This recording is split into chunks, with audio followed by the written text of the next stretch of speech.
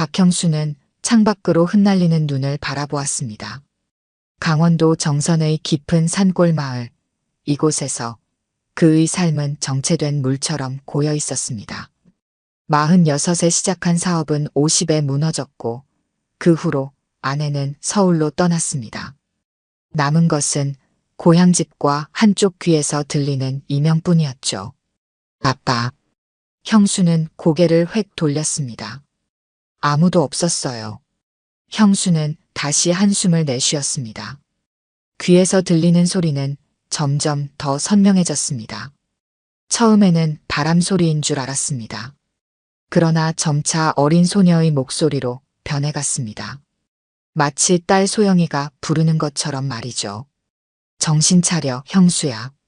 형수는 자신의 뺨을 철썩 쳤습니다. 소영이가 사라진 지도 벌써 20년이 지났습니다. 그날 이후 형수의 삶은 완전히 달라졌어요. 아내와의 관계는 금이 가기 시작했고 결국 별거로 이어졌습니다. 어떤 날은 아내가 미친 듯이 산을 헤매며 소영이를 찾았고 어떤 날은 형수가 경찰서를 찾아가 딸의 수색을 독촉했습니다. 하지만 결국 헛된 노력이었죠. 바깥은 점점 더 어두워졌습니다. 창가에 쌓인 눈은 이미 창틀을 덮고 있었고 라디오에서는 기록적인 한파가 몰아칠 거라는 예보가 흘러나왔어요. 형수는 침대에 누워 눈을 감았습니다. 또다시 그 꿈이 찾아왔습니다. 눈 덮인 산자락, 형수는 맨손으로 눈을 파헤치고 있었습니다. 손가락이 얼어붙어 감각이 없어도 형수는 계속해서 눈을 파냈어요. 그리고 무언가를 발견했습니다. 작은 손, 차가운 손. 형수는 소리를 지르며 눈을 떴습니다. 이마에는 식은 땀이 맺혀 있었고 심장은 미친 듯이 뛰고 있었어요. 벌써 새벽 4시였습니다. 형수는 일어나 물을 한 잔 마셨습니다. 거실 창문 너머로 눈은 여전히 내리고 있었습니다. 또 그 꿈이구나. 형수는 한숨을 내쉬었습니다. 최근 들어 매일 밤 같은 꿈을 꾸었어요. 형수는 옷을 갈아입고 집을 나섰습니다. 새벽인데도 눈이 내리는 마을길을 걷고 싶었습니다. 마음 한구석이 답답했거든요. 바람은 매섭게 불었고 눈은 그의 얼굴을 때렸습니다. 마을은 고요했습니다. 이제는 노인들만 남은 이 마을에서 새벽에 깨어있는 사람은 형수뿐이었을 거예요. 형수는 무작정 걸었습니다. 그러다 낯선 골목에 들어섰어요. 그곳에서 형수는 이상한 간판을 발견했습니다. 낡은 나무 판자에 쓰여진 글씨. 신령님이 잊힌 이름을 알려드립니다. 월화당. 간판 아래에는 불빛이 새어나왔습니다. 형수는 이상하게 끌렸어요. 발걸음은 자연스럽게 그곳으로 향했습니다. 문 앞에 서자 심장이 빠르게 뛰었어요. 형수는 문을 두드렸습니다. 들어오세요. 형수는 조심스럽게 문을 열었습니다. 무슨 힘에 이끌린 것처럼 형수는 그 낯선 집 안으로 발을 내디뎠습니다. 방 안은 생각보다 따뜻했습니다. 작은 난로 하나가 방 한가운데서 불꽃을 피우고 있었어요. 방은 허름했습니다. 오래된 벽지는 군데군데 찢어져 있었고 천장에는 물자국이 선명했습니다. 마치 오랫동안 사람이 살지 않았던 폐가처럼 보였죠. 그러나 방 구석에 앉아있는 사람은 이 집의 분위기와는 전혀 달랐습니다. 젊은 여자였어요. 20살 남짓으로 보이는 여자는 검은 머리카락을 단정하게 묶고 있었습니다. 민소매 원피스를 입고 있었는데 한겨울에 추워 보이지 않았어요. 그녀는 형수를 바라보았습니다. 두 눈이 마주쳤습니다. 형수는 그 자리에 얼어붙었어요. 그녀의 눈은 어딘가 익숙했습니다. 아니, 그보다 더 이상한 감정이 밀려왔어요. 마치 오랜 시간 찾아 헤매던 무언가를 발견한 것 같은 느낌이었습니다. 아버지, 이제야 오셨네요. 그녀의 목소리가 형수의 귀를 파고들었습니다. 그 순간 형수의 온몸이 굳었어요. 목소리였습니다. 그 목소리가 최근 귓가에서 들리던 바로 그 목소리였어요. 누구십니까? 형수의 목소리는 떨렸습니다. 손도 마찬가지였어요. 무당으로 보이는 이 젊은 여자는 자리에서 일어났습니다. 키는 작았습니다. 형수의 어깨쯤 되는 키였어요. 그녀는 천천히 형수에게 다가왔습니다. 그날 왜 절 불러주지 않았어요? 형수는 뒤로 한 걸음 물러났습니다. 무당의 눈에는 눈물이 고여 있었어요. 그리고 그 모습은 형수를 더욱 혼란스럽게 만들었습니다. 무슨 말씀을 하시는 건지. 저는 당신을 처음 뵀는데요. 형수가 말했습니다. 하지만 목소리에는 확신이 없었어요. 무언가 이상했습니다. 이 낯선 여자가, 아니, 무당이 자신을 아버지라고 부른 이유가 있었을 터였습니다. 20년 전 정선에서 아이를 잃으셨죠? 무당의 말에 형수는 숨을 들이켰습니다. 아무도 모르는 이야기였습니다. 이 깊은 산골 마을에 온 지 얼마 되지 않았고 옛 이야기를 꺼낸 적도 없었어요. 게다가 이 젊은 무당은 그 사건이 일어났을 때 태어나지도 않았을 나이였습니다. 어떻게? 형수의 말이 채 끝나기도 전에 무당은 말했습니다. 소영이. 제 이름이 소영이에요. 형수는 그 자리에 주저앉았습니다. 다리에 힘이 빠졌어요. 눈앞이 캄캄해졌습니다. 귀에서는 윙윙거리는 소리가 들려왔어요. 무당은 형수 옆에 무릎을 꿇고 앉았습니다. 아버지, 괜찮으세요? 무당은 형수의 어깨를 잡았습니다. 그 손길이 닿는 순간 형수는 그녀의 손을 뿌리쳤어요. 이게 무슨 장난이요? 형수는 소리쳤습니다. 눈에서는 눈물이 흘러내렸어요. 분노와 슬픔, 그리고 혼란이 뒤섞인 감정이었습니다. 장난이 아니에요. 제가 소영이에요. 아빠가 그날 절 데리고 나가서 눈 속에서 무당의 목소리가 흔들렸습니다. 형수는 자리에서 벌떡 일어났어요. 머릿속이 하얗게 변했습니다. 그날의 기억이 물밀듯이 밀려왔어요. 눈보라가 치던 날, 아내와의 다툼, 그리고 혼자 산으로 향했던 발걸음. 거짓말이야. 형수는 중얼거렸습니다. 하지만 그의 목소리에는 확신이 없었어요. 진실을 마주하고 싶지 않았기 때문이었습니다. 죄송해요, 아버지. 놀라게 해드릴 생각은 없었어요. 하지만 이제는 알려드려야 할 것 같았어요. 무당은 형수에게 다가왔습니다. 그 모습이 정말 소영이와 닮아 있었어요. 눈매, 코, 그리고 입술 모양까지. 하지만 있을 수 없는 일이었습니다. 소영이는 그날 사라졌고 찾지 못했거든요. 당신이 누구인지 모르겠소. 하지만 이런 장난은 그만두시오. 내 딸은 그날. 형수는 말을 잇지 못했습니다. 무당은 슬프게 미소 지었어요. 아버지가 믿기 힘들다는 거 알아요. 내일 다시 오세요. 그때 제가 증명해 드릴게요. 형수는 아무 말도 하지 못한 채 점집을 나왔습니다. 바깥은 여전히 눈보라가 몰아치고 있었습니다. 형수는 눈발을 맞으며 집으로 돌아갔어요. 머릿속은 혼란스러웠고 가슴은 무거웠습니다. 다음 날 아침 형수는 서울행 버스에 몸을 실었습니다. 머릿속에는 어젯밤의 일이 가득했어요. 무당의 얼굴이 자꾸만 떠올랐습니다.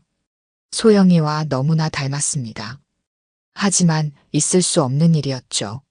소영이는 그날 사라졌고 경찰도 수색을 포기했었습니다.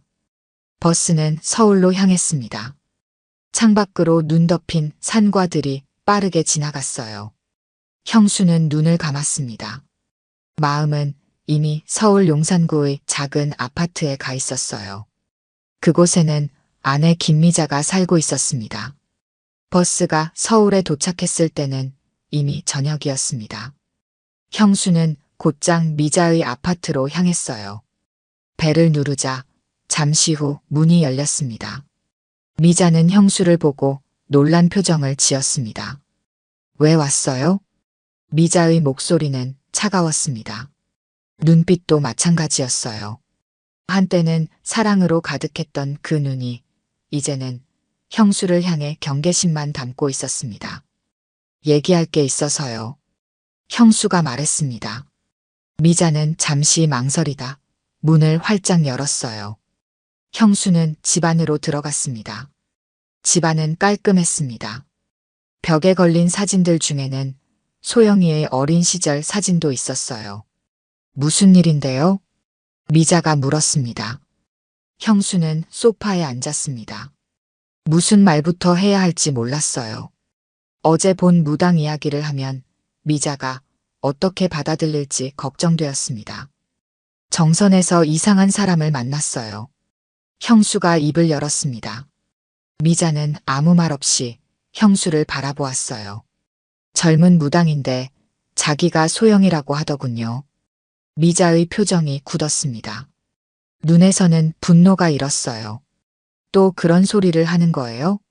20년 동안 그런 말만 듣고 살았어요. 이제는 그만해요. 미자의 목소리가 떨렸습니다. 형수는 미자의 반응에 당황했어요. 무슨 말이에요? 내가 언제요? 형수가 물었습니다. 미자는 자리에서 벌떡 일어났어요. 20년 동안 날 미친 여자 취급했지. 너만 아니라고 했잖아. 소영인 너 따라 나갔어. 미자의 목소리는 점점 커졌습니다. 눈에서는 눈물이 흘러내렸어요. 그날 당신이 소영이를 데리고 산에 갔다는 내 말을 한 번도 믿어주지 않았잖아요. 미쳤다고, 헛것을 본다고 했잖아요. 형수는 혼란스러웠습니다. 그날의 기억이 분명하지 않았어요. 그저 아내와 다툰 후 혼자 산으로 갔다는 기억만 남아 있었습니다. 그럴 리가요. 나는 혼자 산에 갔어요. 형수가 말했습니다. 하지만 그의 목소리에는 확신이 없었어요. 미자는 방으로 들어가 무언가를 가지고 나왔습니다. 소영이의 일기장이었어요. 이거 봐요. 소영이가 마지막으로 쓴 일기예요. 미자가 일기장을 펼쳤습니다. 마지막 페이지에는 소영이의 글씨로 이렇게 적혀 있었어요. 오늘 엄마 아빠가 또 싸웠다. 아빠가 화가 나서 산에 간다고 했다. 나도 따라갈 거다. 아빠 혼자 가면 너무 외로울 것 같아서. 형수는 일기장을 바라보았습니다.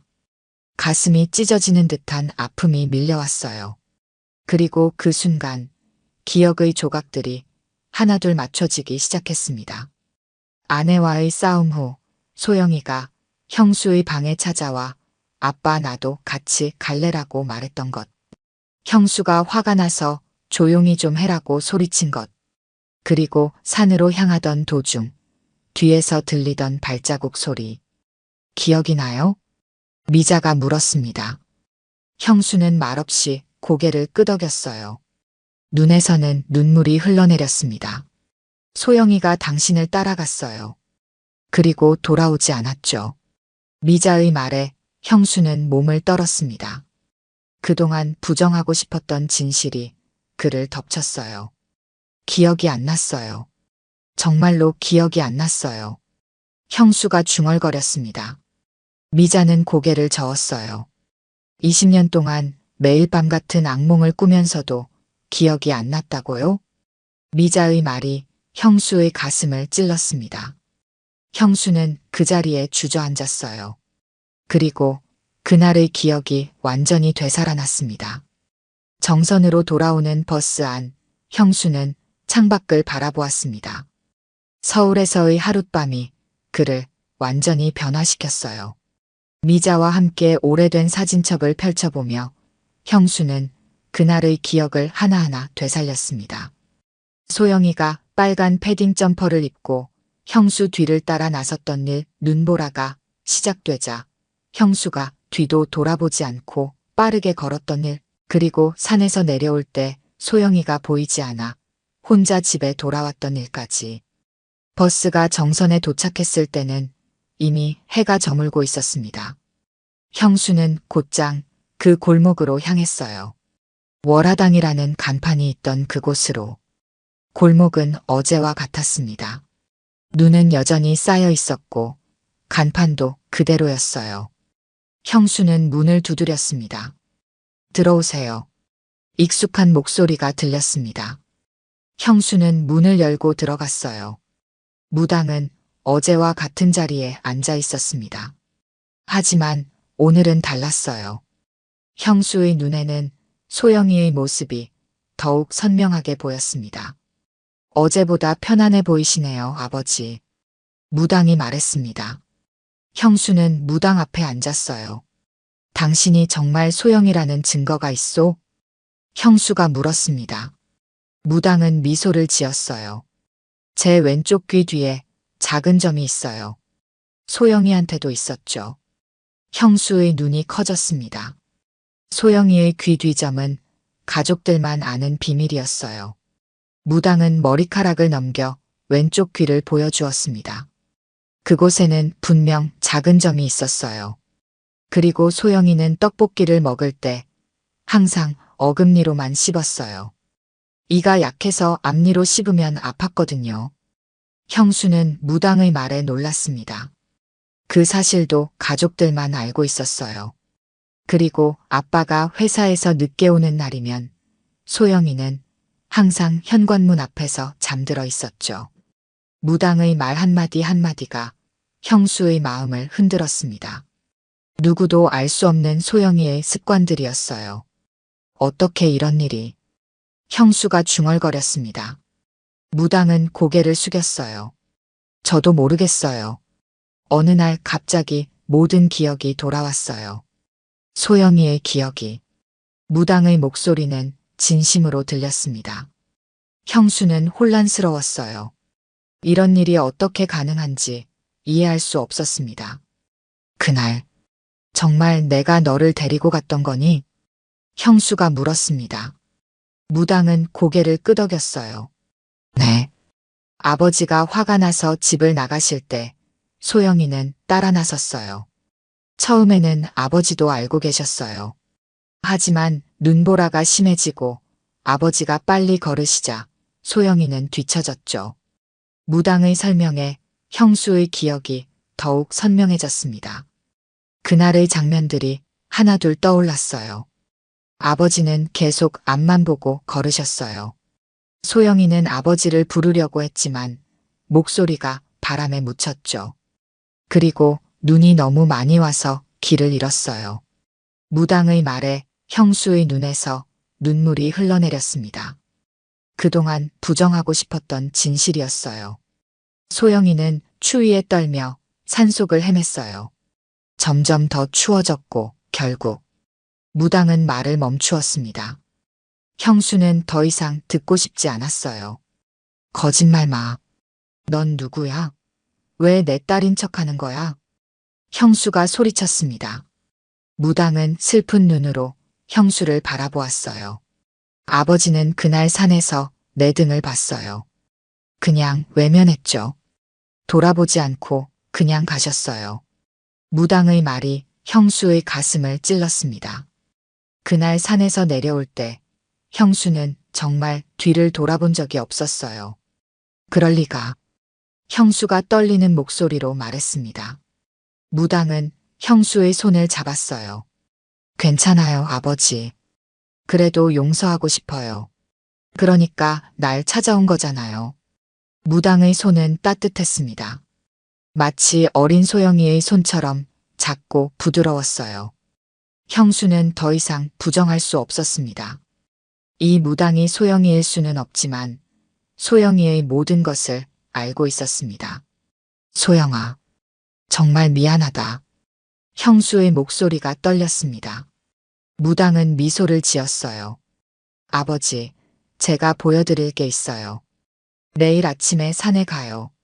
무당의 제안에 형수는 고개를 끄덕였습니다. 그리고 그날 밤 형수는 오랜만에 악몽 없이 잠을 잤어요. 이른 아침 형수와 무당은 함께 산으로 향했습니다. 하늘은 맑았고 눈은 그쳤지만 산길은 여전히 눈으로 덮여 있었어요. 무당은 앞장서서 걸었습니다. 그녀는 마치 이 길을 수없이 걸어본 것처럼 익숙하게 길을 찾아갔습니다. 많이 변했어요. 20년 전보다 나무들이 더 커졌네요. 무당이 말했습니다. 형수는 묵묵히 그녀를 따라갔어요. 그들은 산 중턱에 이르렀습니다. 그곳에는 작은 정자가 하나 있었고 그 옆에는 큰 바위가 자리하고 있었어요. 여기에요. 무당이 바위 앞에 멈춰 섰습니다. 형수도 걸음을 멈췄어요. 무당은 바위 옆의 눈을 가리켰습니다. 이 밑에요. 형수는 무당이 가리킨 곳을 바라보았습니다. 그곳은 평범한 눈밭처럼 보였어요. 하지만 무당의 확신에 찬 목소리에 형수는 주머니에서 작은 삽을 꺼냈습니다. 무당의 말을 따라 준비해온 것이었어요. 정말 여기에 뭐가 있는 거니? 형수가 물었습니다. 무당은 고개를 끄덕였어요. 파보세요. 형수는 삽으로 눈을 파기 시작했습니다. 눈은 생각보다 깊게 쌓여 있었어요. 그래도 형수는 계속해서 삽을 움직였습니다. 삽이 단단한 무언가에 부딪혔을 때 형수는 숨을 들이켰습니다. 뭐지? 형수가 중얼거렸습니다. 무당은 형수의 어깨에 손을 올렸어요. 계속 파보세요. 형수는 더 조심스럽게 눈을 파냈습니다. 그리고 마침내 눈 속에서 무언가가 드러났어요. 형수는 손을 뻗어 그것을 잡아당겼습니다. 작은 목걸이였습니다. 소영이의 이름이 새겨진 목걸이였어요. 이건 형수의 목소리가 떨렸습니다. 무당은 슬프게 미소 지었어요. 소영이의 목걸이예요. 할머니가 돌 때 선물해 주셨죠. 형수는 목걸이를 꽉 쥐었습니다. 눈물이 그의 뺨을 타고 흘러내렸어요. 그리고 그 순간 형수는 눈 속에서 또 다른 것을 발견했습니다. 작은 뼈 조각이었어요. 형수는 그 자리에 주저앉았습니다. 무당은 형수의 옆에 무릎을 꿇고 앉았어요. 이제 아시겠죠? 소영이는 여기서. 무당의 말이 채 끝나기도 전에 형수는 자리에서 벌떡 일어났습니다. 그리고 휴대폰을 꺼내 경찰에 신고했어요. 저기요, 정선군 산 중턱에 있는 정자 옆 바위에서 유해가 발견됐습니다. 20년 전 실종된 제 딸일 가능성이 높습니다.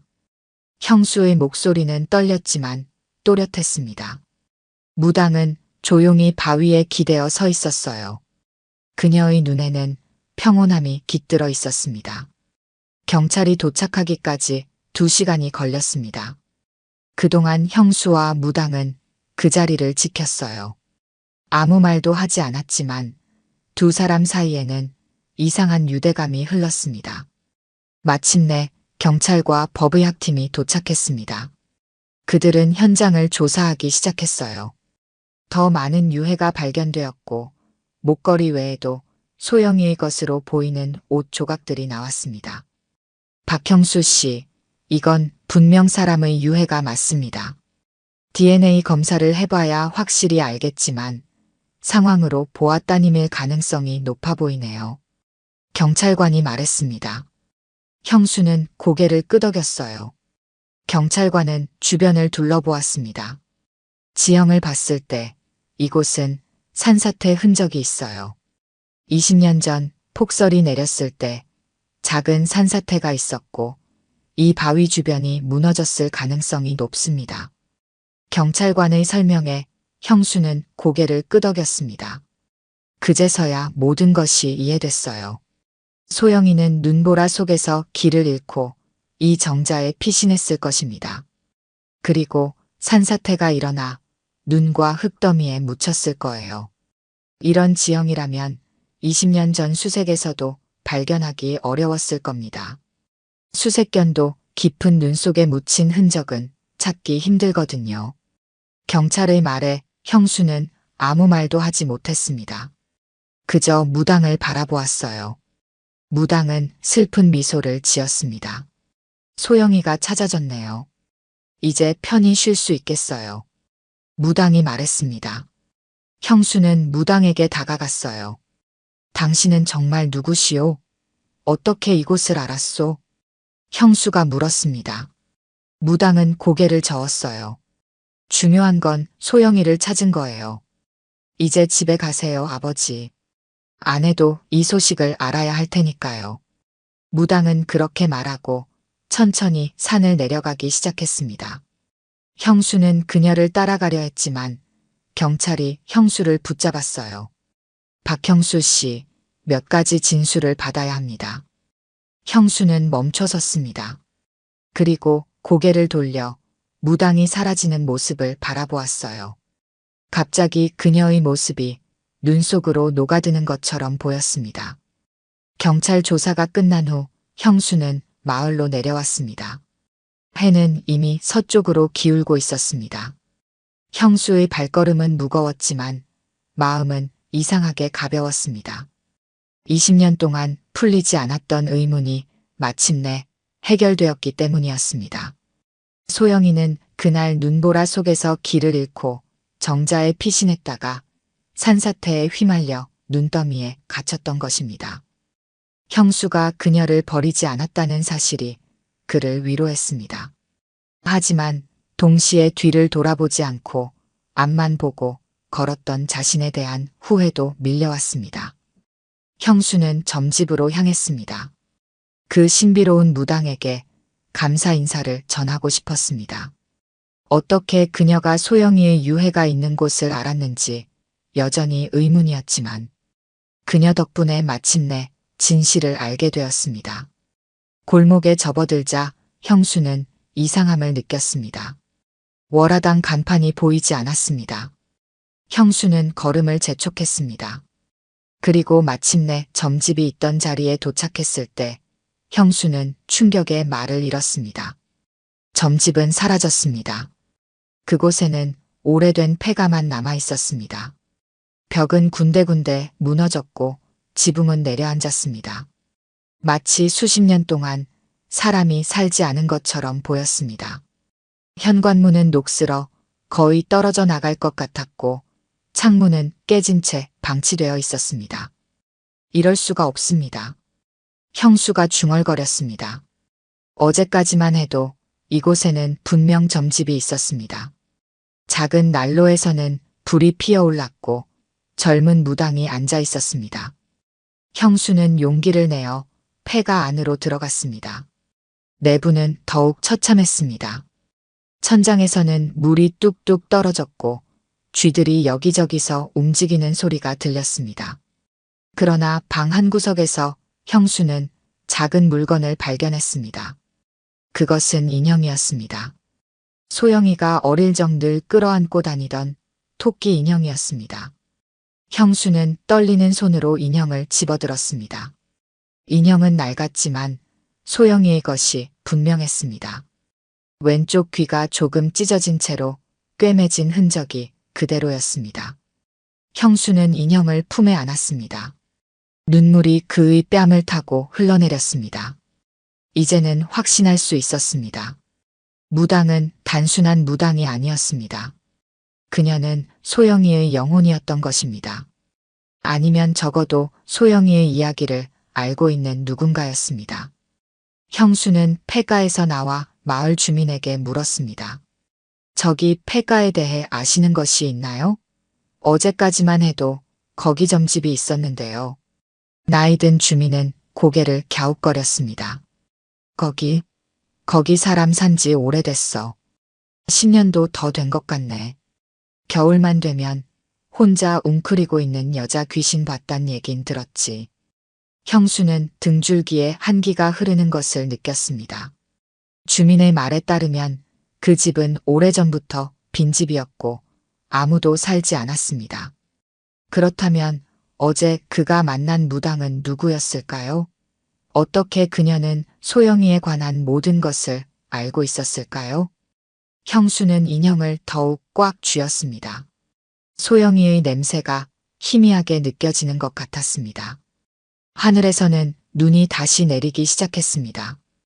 형수는 천천히 집으로 향했습니다. 머릿속은 혼란스러웠지만 가슴은 이상하게 평화로웠습니다. 집에 돌아온 형수는 미자에게 전화를 걸었습니다. 경찰은 이미 그녀에게 연락했을 테지만 형수는 직접 이야기하고 싶었습니다. 소영이를 찾았어요. 형수의 목소리는 떨렸습니다. 전화기 너머로 미자의 흐느끼는 소리가 들려왔습니다. 정말요? 소영이를 정말 찾은 거예요? 미자의 목소리도 떨렸습니다. 형수는 눈물을 참으며 고개를 끄덕였습니다. 네, 정말이에요. 그리고 미자 씨, 직접 만나서 이야기하고 싶어요. 서울로 올라갈게요.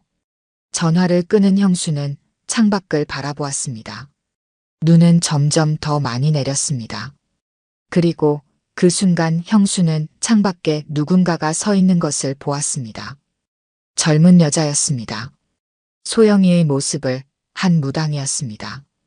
그녀는 형수를 바라보며 미소 지었습니다. 형수가 황급히 밖으로 나갔을 때 그녀의 모습은 이미 사라진 뒤였습니다. 남은 것은 눈밭에 찍힌 발자국뿐이었습니다. 그리고 그 발자국은 눈이 내리면서 점점 지워져 갔습니다. 일주일 후 경찰로부터 연락이 왔습니다. DNA 검사 결과가 나왔다는 소식이었습니다. 형수는 이미 알고 있었지만 그래도 가슴이 떨렸습니다. 발견된 유해는 소영이의 것이 맞았습니다. 이제 그들은 소영이를 제대로 보낼 수 있게 되었습니다. 장례식은 조용하게 치러졌습니다. 형수와 미자, 그리고 몇몇 가까운 친척들만 참석했습니다. 20해가 지난 지금에서야 소영이는 마지막 안식처를 찾았습니다. 정선의 작은 공동묘지에 소영이의 묘가 만들어졌습니다. 묘비에는 간단한 글이 새겨졌습니다. 박소영, 1997년부터 2005년 우리의 별이 되어. 장례를 마친 후 형수와 미자는 소영이의 묘 앞에 앉았습니다. 주변은 고요했고 하늘에서는 가벼운 눈이 내리고 있었습니다. 두 사람은 한동안 아무 말도 하지 않았습니다. 그저 묘비를 바라보며 각자의 생각에 잠겨 있었습니다. 어떻게 그 무당이 소영이의 유해가 있는 곳을 알았을까요? 미자가 마침내 침묵을 깼습니다. 형수는 고개를 저었습니다. 모르겠어요. 하지만 그녀가 아니었다면 우리는 영원히 소영이를 찾지 못했을 거예요. 형수의 말에 미자는 고개를 끄덕였습니다. 눈에서는 눈물이 흘러내렸습니다. 소영이가 그날 산에서 당신을 따라갔다고 생각하면서 20년을 살았어요. 당신을 원망하면서요. 그런데 이제 와서 소영이가 산사태에 휘말렸다는 사실을 알게 되니 마음이 더 아파요. 미자의 목소리는 떨렸습니다. 형수는 고개를 숙였습니다. 그날 내가 소영이를 데리고 산에 갔다는 당신 말을 믿지 않았어요. 내 기억에는 없었거든요. 그런데 점점 기억이 돌아왔어요. 소영이가 나를 따라왔다는 것, 내가 돌아보지 않고 그냥 걸었다는 것까지요. 형수의 고백에 미자는 아무 말도 하지 않았습니다. 그저 고개를 끄덕일 뿐이었습니다. 그리고 형수가 전혀 예상하지 못한 일이 일어났습니다. 미자는 천천히 손을 뻗어 형수의 손을 잡았습니다. 20년 만에 처음으로 미자가 형수의 손을 자발적으로 잡은 것입니다. 용서할 수 있을까요? 나를. 형수가 떨리는 목소리로 물었습니다. 미자는 잠시 침묵했습니다. 그리고 고개를 끄덕였습니다. 당신도 피해자예요. 당신은 그날의 기억을 잊었고 나는 그 기억에 갇혀 살았어요. 우리 둘 다 소영이를 잃은 슬픔을 각자의 방식으로 견뎌온 거죠. 미자의 말에 형수의 눈에서 눈물이 흘러내렸습니다. 그것은 용서의 말이었습니다. 20년 동안 그가 갈구해온 용서였습니다. 서울로 돌아오지 않을래요? 미자가 물었습니다. 형수는 놀란 눈으로 미자를 바라보았습니다. 정말요? 형수가 물었습니다. 미자는 고개를 끄덕였습니다. 소영이를 찾았으니 이제 우리도 새로 시작할 수 있지 않을까요? 함께요. 미자의 제안에 형수는 말을 잇지 못했습니다. 감정이 복받쳐 올라왔습니다. 20년 동안 그는 자신을 용서하지 못했습니다. 하지만 이제 미자가 그를 용서했습니다. 그것은 형수에게 새로운 시작의 가능성을 열어주었습니다. 네, 돌아갈게요. 함께 다시 시작해요. 형수가 마침내 대답했습니다. 미자는 미소를 지었습니다. 그것은 20년 만에 형수가 보는 미자의 진짜 미소였습니다. 두 사람은 함께 자리에서 일어났습니다. 그리고 형수는 소영이의 묘비 앞에 무릎을 꿇었습니다. 소영아, 미안하다. 아빠가 너를 제대로 지키지 못했구나. 하지만 이제 아빠가 너를 잊지 않을게. 그리고 너의 이름을 영원히 기억할게. 형수의 목소리는 떨렸지만 또렷했습니다. 그는 주머니에서 토끼 인형을 꺼내 묘비 앞에 놓았습니다. 소영이가 항상 가지고 다니던 그 인형을 이제 소영이에게 돌려주는 것입니다. 미자는 형수의 어깨에 손을 올렸습니다. 두 사람은 마지막으로 소영이의 묘를 바라보았습니다. 그리고 함께 묘지를 나섰습니다. 하늘에서는 여전히 눈이 내리고 있었지만 두 사람의 마음에는 작은 빛이 피어나기 시작했습니다. 소영이를 찾은 슬픔 속에서 그들은 서로를 다시 찾았습니다. 그것은 작은 기적이었습니다. 아마도 소영이가 그들에게 선물한 마지막 선물이었을 것입니다. 이듬해 봄, 형수와 미자는 다시 정선을 찾았습니다. 서울로 돌아간 이후 두 사람은 서로를 알아가는 시간을 가졌습니다. 형수는 서울에서 작은 가게를 열었고 미자는 여전히 초등학교에서 아이들을 가르쳤습니다. 그들의 관계는 천천히 하지만 확실하게 회복되어 갔습니다. 이제 그들은 소영이의 첫 번째 기일을 맞아 함께 정선에 온 것입니다. 차에서 내리자 봄바람이 두 사람을 반겼습니다. 겨울의 차가움은 가시고 따스한 햇살이 그들을 감쌌습니다. 산자락에는 눈이 녹기 시작했고 그 자리에 작은 봄꽃들이 피어나고 있었습니다. 형수와 미자는 소영이의 묘를 향해 천천히 걸었습니다. 여기 많이 변했네요. 미자가 주변을 둘러보며 말했습니다. 형수는 고개를 끄덕였습니다. 눈이 녹으면서 마을은 완전히 다른 모습으로 바뀌었습니다. 겨울에는 하얀 눈으로 덮여 있었지만 지금은 푸른 새싹들이 땅을 뒤덮고 있었습니다. 소영이도 이 변화를 좋아했을 거예요. 형수가 말했습니다. 미자는 미소를 지었습니다. 그녀는 가방에서 작은 꽃다발을 꺼냈습니다. 소영이가 좋아했던 들꽃으로 직접 만든 것이었습니다. 소영이의 묘에 도착하자 두 사람은 잠시 말을 잊었습니다. 묘 앞에는 형수가 마지막으로 놓아둔 토끼 인형이 여전히 있었습니다. 겨울 내내 비바람을 맞았음에도 인형은 묘비 옆에 그대로 누워 있었습니다. 마치 소영이를 지키고 있는 것처럼 말입니다. 미자는 무릎을 꿇고 묘비를 손으로 쓰다듬었습니다. 그리고 꽃다발을 놓았습니다. 형수도 미자 옆에 무릎을 꿇었습니다. 소영아, 엄마 아빠가 왔어. 이제 우리는 함께야. 내가 원하던 대로 말이야. 미자의 목소리는 따뜻했습니다. 형수는 가방에서 작은 사진첩을 꺼냈습니다. 그것은 소영이의 사진첩이었습니다. 소영이가 태어났을 때부터 사라지기 전까지의 모든 순간이 담겨 있었습니다. 소영아, 아빠가 이 사진들을 정리했어. 정말 행복했던 순간들이 많았구나. 형수가 사진첩을 펼쳤습니다. 첫 페이지에는 갓 태어난 소영이의 모습이 있었습니다. 그 옆에는 형수와 미자가 환하게 웃고 있었습니다. 그 시절에는 그들의 미래가 얼마나 밝아 보였는지 모릅니다. 이 사진 기억나요? 소영이 돌잔치 때 찍은 거예요. 미자가 한 장의 사진을 가리켰습니다. 형수는 미소를 지었습니다. 사진 속 소영이는 돌복을 입고 환하게 웃고 있었습니다. 그리고 그 옆에는 형수와 미자가 행복한 표정으로 서 있었습니다. 소영이가 연필을 집어서 모두가 놀랐었죠. 우리 딸이 공부를 잘할 거라고 좋아했었는데. 형수가 말했습니다. 미자는 눈물을 닦았습니다. 그것은 슬픈 눈물이 아니라 소중한 추억을 떠올리며 흘리는 행복한 눈물이었습니다. 두 사람은 천천히 사진첩의 페이지를 넘겼습니다. 소영이의 첫 걸음마, 첫 유치원 등원, 첫 생일 파티. 그 모든 순간들이 이제는 소중한 추억이 되었습니다.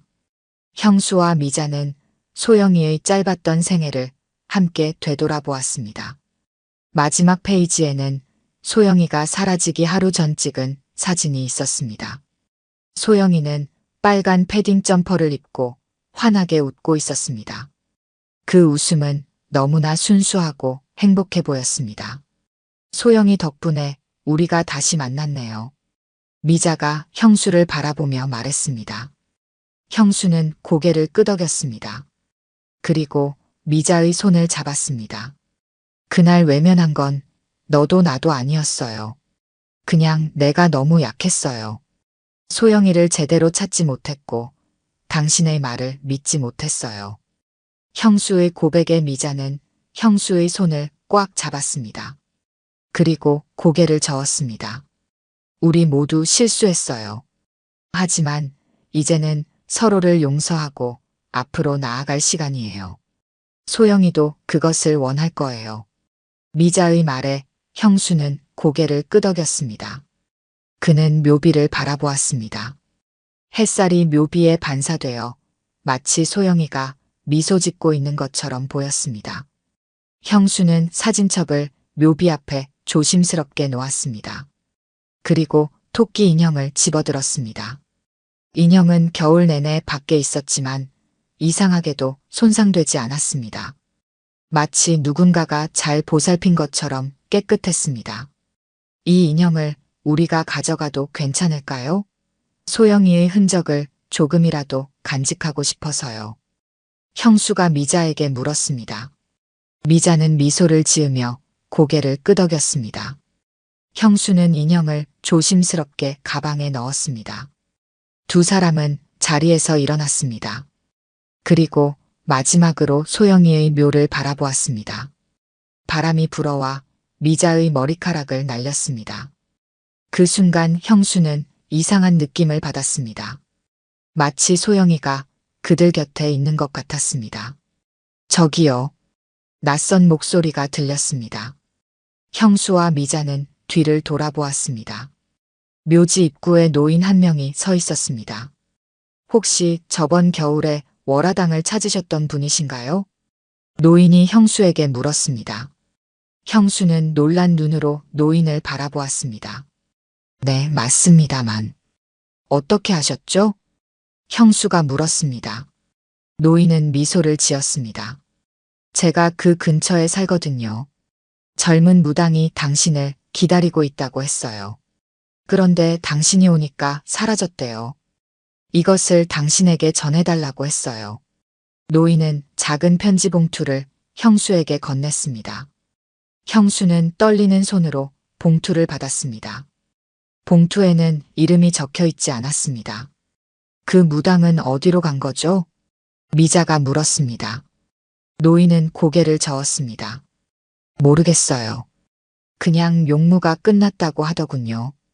이제 평화롭게 쉴 수 있을 것 같다고요. 노인의 말에 형수와 미자는 서로를 바라보았습니다. 노인은 고개를 숙여 인사한 후 천천히 걸어갔습니다. 형수는 봉투를 열었습니다. 그 안에는 작은 종이 한 장이 들어 있었습니다. 종이에는 서툰 글씨로 이렇게 적혀 있었습니다. 아빠, 엄마, 이제 걱정하지 마세요. 저는 괜찮아요.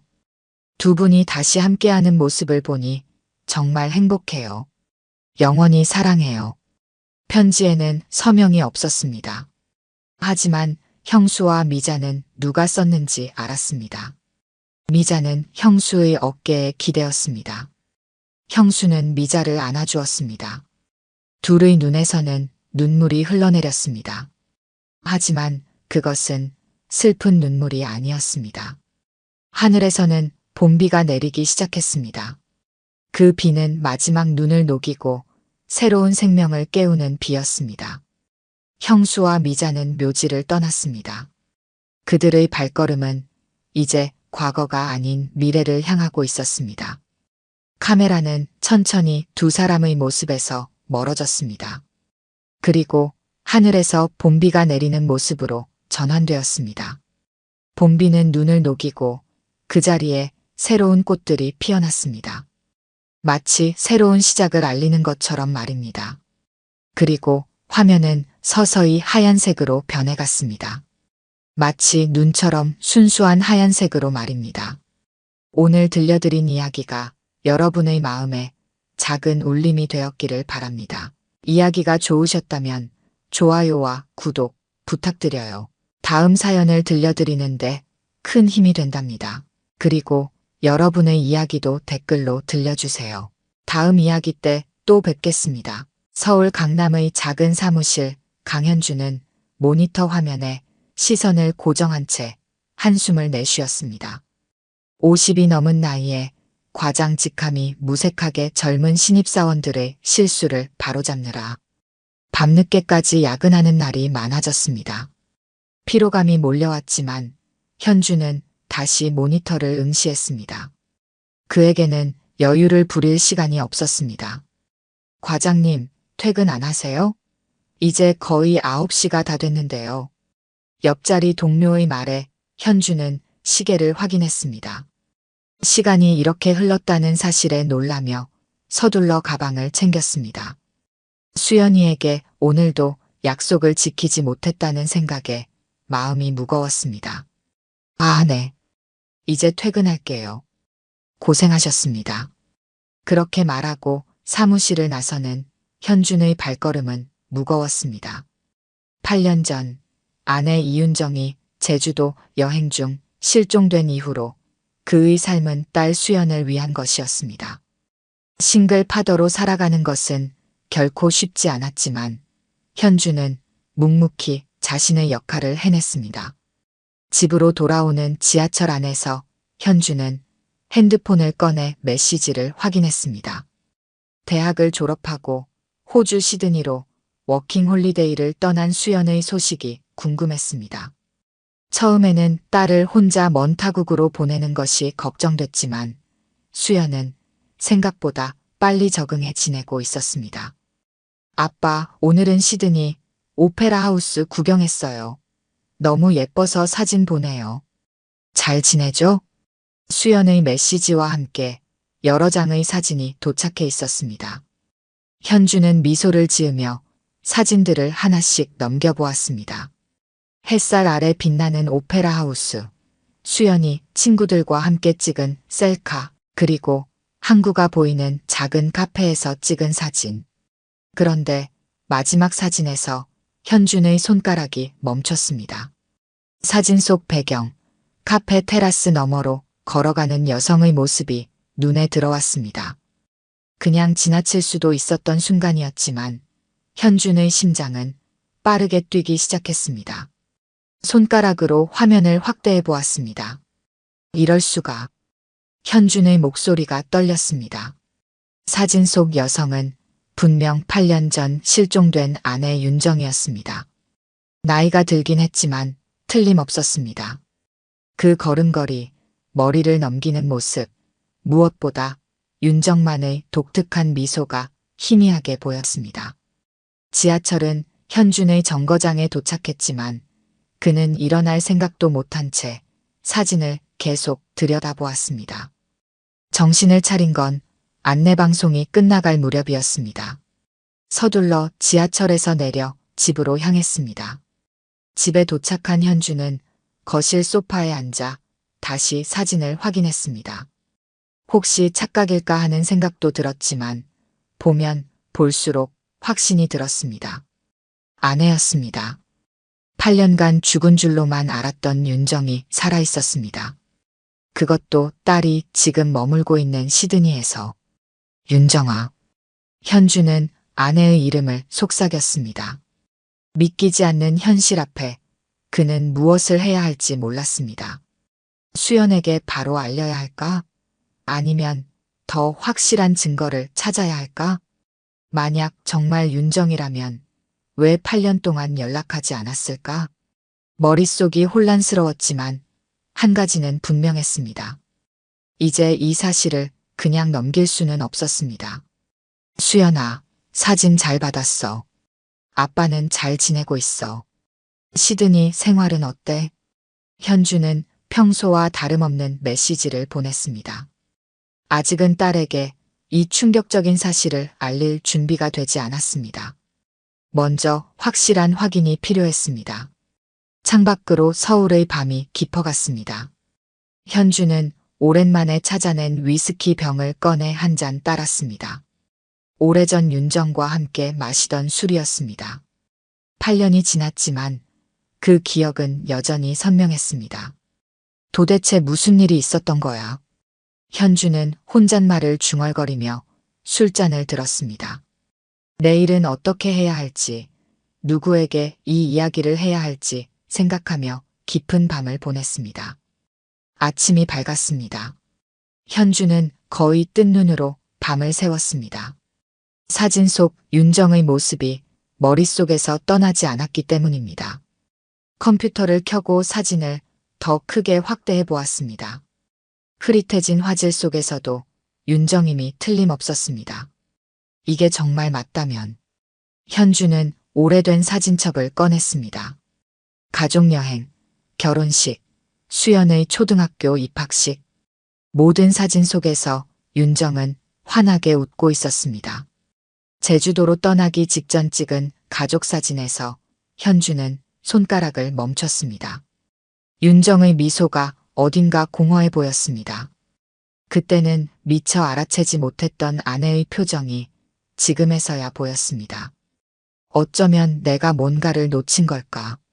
핸드폰이 울렸습니다. 회사 동료였습니다. 과장님, 오늘 중요한 회의 있으신데 어디 계세요? 벌써 시작했는데요. 현주는 시계를 확인했습니다. 아침 10시 30분. 평소라면 있을 수 없는 일이었습니다. 죄송합니다. 개인 사정이 있어서 오늘 하루 휴가 쓰겠습니다. 전화를 끊고 현주는 결심했습니다. 이대로는 아무것도 할 수 없었습니다. 누군가에게 의논해야 했습니다. 주소록을 뒤적이다 최민석의 번호를 찾았습니다. 고등학교 동창이자 몇 년 전 시드니로 이민 간 친구였습니다. 국제전화 연결음이 몇 번 울리고 민석의 목소리가 들렸습니다. 여보세요? 현준이 너냐? 이런, 몇 년 만이야? 민석아, 나 좀 도와줘야겠어. 현주는 떨리는 목소리로 상황을 설명했습니다. 수연이 보낸 사진, 그 속에 담긴 윤정의 모습, 8년간의 의문 모든 것을 털어놓았습니다. 야, 이거 정말 확실해? 혹시 비슷한 사람 아니야? 아니야, 윤정이 맞아. 내가 어떻게 아내를 못 알아보겠어. 민석은 잠시 침묵했습니다. 윤정의 실종 당시 한국에 있었던 민석은 현준의 상황을 잘 알고 있었습니다. 그럼 어떻게 할 생각이야? 수연이한테는 말했어? 아직. 확실한 게 없으니까. 수연이가 걱정할까봐. 민석은 한참을 생각하더니 말했습니다. 내 생각에는 내가 직접 와서 확인하는 게 좋겠다. 오래전 일이고 전화나 메시지로는 해결하기 어려울 거야. 내가 여기서 도울 수 있는 건 다 도와줄게. 현주는 창밖을 바라보았습니다. 회사는 어떻게 하지? 수연이에게는 뭐라고 말하지? 온갖 생각이 머릿속을 맴돌았습니다. 알았어. 내가 가는 게 맞을 것 같아. 회사의 급한 개인 사정으로 휴가를 신청했습니다. 부장은 갑작스러운 휴가에 불만을 표했지만 그동안 쌓아온 신뢰 덕분에 승인해 주었습니다. 집으로 돌아와 짐을 꾸리면서 현주는 여권을 찾았습니다. 8년 전 제주도 여행 이후로 한 번도 써본 적 없었던 여권이었습니다. 그 안에는 행복했던 가족 여행의 흔적이 남아 있었습니다. 아빠, 오늘은 본다이 비치에 갔어요. 정말 예쁜 해변이에요. 다음에 아빠도 꼭 와보세요. 수연에게서 또 메시지가 왔습니다. 현주는 가슴이 아팠습니다. 어쩌면 수연은 모르는 사이에 어머니와 같은 도시에 있는 것일지도 모릅니다. 그럼에도 아직은 알리지 않기로 했습니다. 확실한 증거 없이 딸에게 희망을 주었다가 실망시키고 싶지 않았습니다. 그래, 정말 예쁘구나. 아빠도 기회 되면 꼭 가볼게. 짐을 다 꾸리고 핸드폰으로 항공권을 예약했습니다. 다행히 내일 아침 시드니행 비행기에 자리가 있었습니다. 고민할 시간이 없었습니다. 이제 결정은 내려졌습니다. 저녁이 되자 민석에게서 연락이 왔습니다. 항공편은 구했어? 내가 공항으로 마중 나갈게. 내일 아침 비행기야. 오후 3시쯤 도착할 거야. 알았어. 걱정하지 마. 우리가 같이 찾아볼게. 통화를 마치고 현주는 소파에 등을 기대었습니다. 8년이라는 시간이 주마등처럼 스쳐 지나갔습니다. 수연이 중학교에 입학하던 날, 고등학교 졸업식, 대학 입학. 모든 중요한 순간에 윤정은 없었습니다. 현주는 그 빈자리를 메우려 최선을 다했지만 완전히 채울 수는 없었습니다. 윤정아, 내가 정말 살아있다면 왜 우리를 떠난 거야? 질문은 공허한 집안에 메아리 쳤습니다. 답은 오직 시드니에 있을 뿐이었습니다. 다음 날 아침 현주는 인천국제공항에 도착했습니다. 오랜만에 해외로 떠나는 여행이었지만 설렘은 없었습니다. 오직 불안과 기대, 두려움이 뒤섞인 복잡한 감정뿐이었습니다. 탑승 게이트로 향하며 현주는 마지막으로 수연에게 메시지를 보냈습니다. 수연아, 아빠가 갑자기 출장이 생겼어. 당분간 연락이 좀 뜸할 수도 있어. 걱정하지 마. 비행기에 오르며 현주는 창밖을 바라보았습니다. 8년 전 아내를 잃었던 그날 이후로 세상은 변했습니다. 그리고 이제 다시 모든 것이 바뀔지도 모른다는 예감이 들었습니다. 시드니 공항에 도착한 현주는 생각보다 더 긴장되어 있었습니다. 출국장을 빠져나오자 최민석이 반갑게 손을 흔들고 있었습니다. 고등학교 시절 이후로 서로 나이가 들었지만 친구의 얼굴은 여전히 익숙했습니다. 야, 현준아. 이리. 민석은 현준을 발견하자마자 달려와 어깨를 두드렸습니다. 오랜 시간이 흘렀지만 우정만큼은 변함없었습니다. 고맙다, 민석아. 이렇게 갑자기 연락했는데도 이런 부탁을 들어줘서. 무슨 소리야? 너랑 윤정이가 얼마나 행복한 부부였는지 내가 잘 아는데. 두 사람은 공항에서 나와 민석의 차에 올랐습니다. 시드니의 거리는 낯설고 새로웠습니다. 푸른 하늘과 바다가 공존하는 도시 풍경에 현주는 잠시 생각에 잠겼습니다. 그래서 계획이 뭐야? 어디부터 찾아볼 생각이야? 민석의 질문에 현주는 핸드폰을 꺼내 수연이 보낸 사진을 보여주었습니다. 이 카페가 어디인지부터 알아봐야 해. 수연이가 보낸 사진 속 배경이야. 민석은 사진을 자세히 살펴보았습니다. 아, 여기는 서큘러 키의 한 카페인 것 같은데. 오페라 하우스 근처에 있어.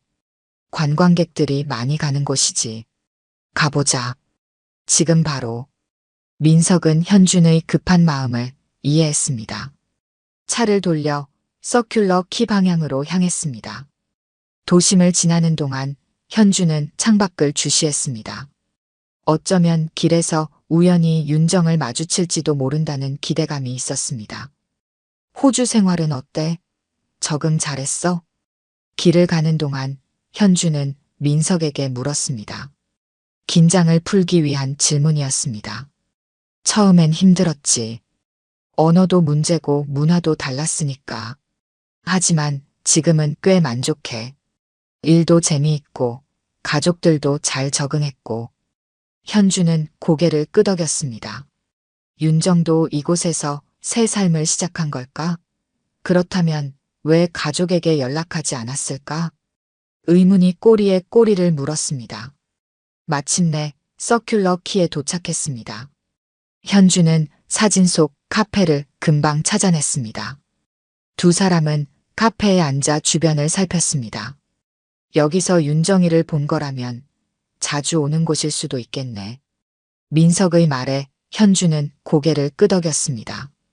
카페 직원에게 접근해 물어볼까 고민했지만 아직은 조심스러웠습니다. 너무 서두르다가 윤정을 놓칠까 두려웠습니다. 이런 관광지보다는 생활권에서 찾는 게 좋지 않을까? 만약 윤정이가 여기 산다면 마트나 지역 상점을 이용할 테니까. 민석의 제안은 합리적이었습니다. 두 사람은 카페 주변을 둘러본 후 근처 상점들을 방문하기 시작했습니다. 한국인이 운영하는 식당, 아시안 마켓, 심지어 한국 미용실까지 찾아가 보았습니다. 혹시 이런 여성을 보신 적 있나요? 제 아내인데요. 현주는 윤정의 사진을 보여주며 물었지만 아무도 확실한 답을 주지 못했습니다. 몇몇은 비슷한 사람을 본 것 같다고 했지만 확신하지 못했습니다. 하루가 저물어 갔습니다. 민석의 집에 도착한 현주는 피로에 지친 모습이었습니다. 시차 적응도 되지 않은 상태에서 무리하게 찾아다녔기 때문입니다. 오늘은 쉬고 내일 다시 찾아보자. 내가 몇몇 한인 커뮤니티에 물어볼게. 민석의 위로에 현주는 고개를 끄덕였습니다. 게스트룸에 짐을 풀고 샤워를 마친 후 현주는 핸드폰을 확인했습니다. 수연에게서 메시지가 와 있었습니다.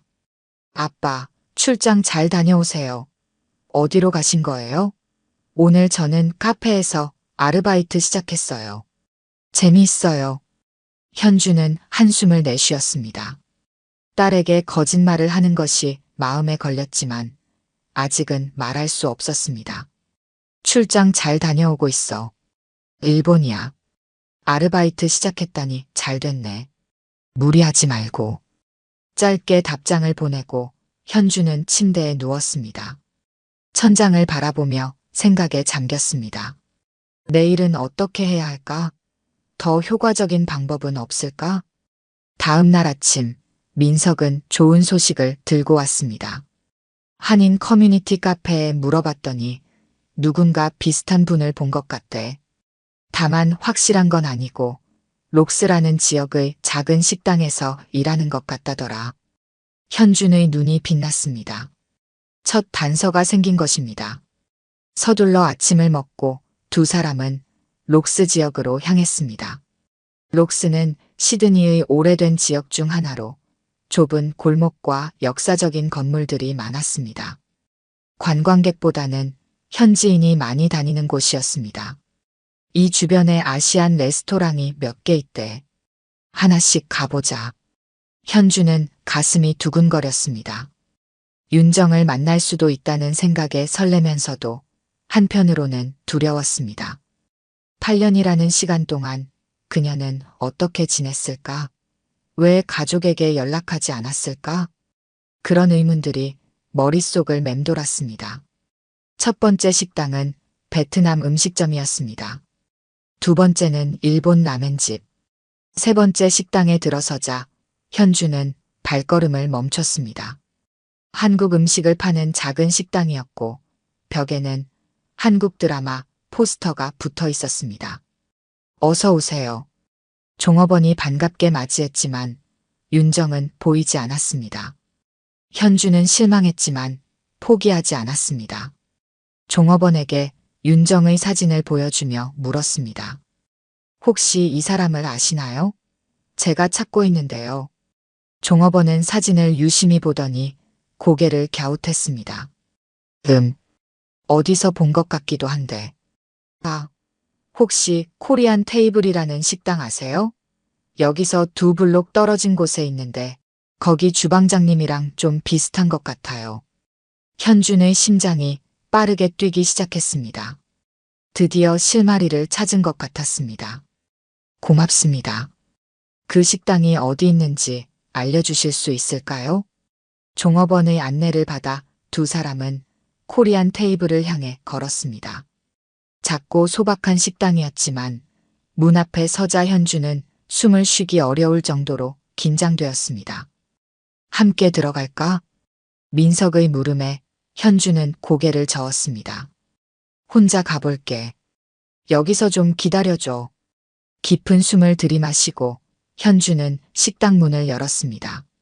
그리고 그 순간 주방 너머로 익숙한 뒷모습이 보였습니다. 8년이 지났지만 결코 잊을 수 없는 모습이었습니다. 윤정아. 현준의 목소리는 떨렸습니다. 하지만 그 말은 그의 입안에서만 맴돌았습니다. 현준은 그 자리에 얼어붙은 듯 서 있었습니다. 정말 윤정이 맞는지 확인하기 위해 한 걸음 더 들어가려는 순간 식당 안쪽에서 종업원이 다가왔습니다. 어서 오세요. 몇 분이세요? 현주는 당황했습니다. 갑자기 목적을 잃은 듯한 느낌이 들었습니다. 아, 예. 혼자입니다. 종업원은 창가 쪽 작은 테이블로 현준을 안내했습니다. 자리에 앉은 현준은 주방 쪽을 계속 주시했습니다. 방금 본 여성이 다시 나타나기를 기다렸습니다. 메뉴판을 받았지만 음식에는 관심이 없었습니다. 뭐 드실지 정하셨나요? 종업원이 다시 다가오자 현주는 급히 메뉴판을 훑어보았습니다. 비빔밥 하나 주세요. 주문을 마치고 현주는 계속해서 주방 쪽을 바라보았습니다. 잠시 후 주방에서 누군가 나왔습니다. 현준의 심장이 멈춘 듯 했습니다. 하지만 그건 윤정이 아니었습니다. 다른 여성 종업원이었습니다. 현주는 안도하면서도 실망했습니다. 식사가 나왔지만 현주는 거의 손을 대지 못했습니다. 그저 기다렸습니다. 식당에 있는 동안 주방 안을 살펴볼 기회가 있을지 모른다는 생각에 자리를 지켰습니다. 1시간이 지났습니다. 현주는 커피를 시키며 시간을 끌었습니다. 그러다 문득 식당 안으로 들어오는 익숙한 모습에 현주는 숨을 멈췄습니다. 그것은 윤정이 아니라 수연이었습니다. 수연아. 현준의 목소리에 수연은 놀란 듯 고개를 돌렸습니다. 그리고 아버지를 발견하자 믿을 수 없다는 표정을 지었습니다. 아빠, 여기서 뭐 하세요? 일본 출장 아니었어요? 현주는 당황했습니다. 딸에게 거짓말한 것이 들통났습니다. 수연은 아버지에게 다가와 자리에 앉았습니다. 대체 무슨 일이에요? 아빠가 시드니에 있다니. 현주는 어떻게 설명해야 할지 몰랐습니다. 하지만 이제는 진실을 말할 때가 온 것 같았습니다. 사실은 내가 보낸 사진 때문에 왔어. 수연은 이해가 안 된다는 표정을 지었습니다. 제가 보낸 사진요? 무슨 말씀이세요? 현주는 핸드폰을 꺼내 사진을 보여주었습니다. 오페라 하우스 근처 카페에서 찍은 사진이었습니다. 이 사진 속에 엄마가 있었어. 수연의 눈이 커졌습니다. 믿을 수 없다는 표정이 역력했습니다. 현주는 사진을 확대해 윤정으로 보이는 여성을 가리켰습니다. 이게 엄마라고요? 아빠, 그게 말이 돼요? 엄마는 8년 전에. 수연은 말을 끝맺지 못했습니다. 아버지의 진지한 표정을 보니 장난이 아니라는 것을 알 수 있었습니다. 난 확신해. 엄마가 맞아. 그래서 내가 여기 온 거야. 찾으러 왔어. 수연은 사진을 자세히 들여다보았습니다. 그녀는 어머니에 대한 기억이 흐릿했습니다. 중학교에 입학하기 직전에 어머니가 사라졌으니까요. 하지만 그래도 엄마의 모습은 기억하고 있었습니다. 정말 비슷해 보이긴 하네요. 하지만 확실한가요? 현주는 고개를 끄덕였습니다. 딸에게 지금까지의 일을 설명했습니다. 민석의 도움을 받아 찾아다닌 일, 그리고 방금 이 식당에서 비슷한 사람을 본 일까지. 내가 이 식당에 온 건 친구가 호주 음식 말고 한국 음식 먹어보라고 추천해줘서예요. 여기 음식이 맛있대서. 수연의 말에 현주는 운명을 느꼈습니다. 어쩌면 이것은 우연이 아닐지도 모른다는 생각이 들었습니다. 수연아, 내 도움이 필요해. 엄마를 함께 찾아보자. 수연은 잠시 생각에 잠겼습니다. 어머니에 대한 기억은 희미했지만 그래도 그리움은 있었습니다. 특히 아버지가 얼마나 힘들게 자신을 키웠는지 알기에 만약 정말 어머니가 살아있다면 만나보고 싶었습니다. 알겠어요. 아빠 도울게요. 하지만 정말 엄마가 맞다면 왜 우리에게 연락하지 않은 걸까요? 현준도 같은 의문을 가지고 있었습니다. 하지만 이유야 어찌됐든 먼저 찾는 것이 중요했습니다. 민석 삼촌도 도와주고 계신데요? 응, 지금 밖에서 기다리고 있어. 두 사람은 식당을 나와 밖에서 기다리고 있는 민석과 합류했습니다. 민석은 수연을 보고 놀랐습니다. 수연이, 어쩐 일이야? 아빠랑 우연히 만났어요. 삼촌, 저도 엄마 찾는 거 도울게요. 민석은 현준을 바라보았습니다. 현준은 고개를 끄덕였습니다. 그래, 다 같이 찾는 게 좋겠다. 수연이는 이 동네에 대해 뭐 아는 게 있어? 수연은 잠시 생각했습니다. 제 친구 중에 이 근처 카페에서 일하는 애가 있어요. 그 친구가 얼마 전에 이상한 한국 여성 얘기를 한 적이 있어요. 늘 혼자 와서 커피 마시고 가끔은 멍하니 창밖만 보고 있다고. 현준의 눈이 반짝였습니다. 또 다른 단서를 찾은 것 같았습니다. 그 카페가 어디야? 여기서 멀지 않아요. 제가 안내할게요. 세 사람은 수연의 안내에 따라 카페로 향했습니다. 걸어가는 동안 현주는 수연에게 물었습니다. 호주 생활은 어때? 적응 잘하고 있어? 네, 생각보다 재밌어요. 영어도 많이 늘었고 새로운 친구들도 사귀었어요. 다만 가끔은 아빠가 보고 싶었어요. 현주는 딸의 어깨를 감싸 안았습니다. 그동안 딸에게 모든 것을 해주지 못했다는 미안함이 있었습니다. 미안해, 수연아. 아빠가 더 자주 연락했어야 했는데. 아니에요. 아빠가 얼마나 바쁘신지 알아요. 아빠 혼자서 저 키우느라 고생 많으셨잖아요. 민석은 이 부녀의 모습을 보며 미소 지었습니다. 그리고 문득 수연에게 물었습니다. 그런데 수연아, 넌 엄마에 대한 기억이 많이 남아있어? 수연은 잠시 생각에 잠겼습니다. 많지는 않아요. 제가 12살 때 일이니까. 하지만 엄마의 웃음소리는 기억해요. 그리고 아침마다 머리를 묶어주던 손길도요. 가끔 꿈에서 엄마를 만나기도 해요. 현주는 딸의 말에 가슴이 아팠습니다. 윤정이 없는 시간 동안 수연은 많은 것을 놓쳤습니다. 사춘기를, 청소년기를, 그리고 성인이 되는 과정을.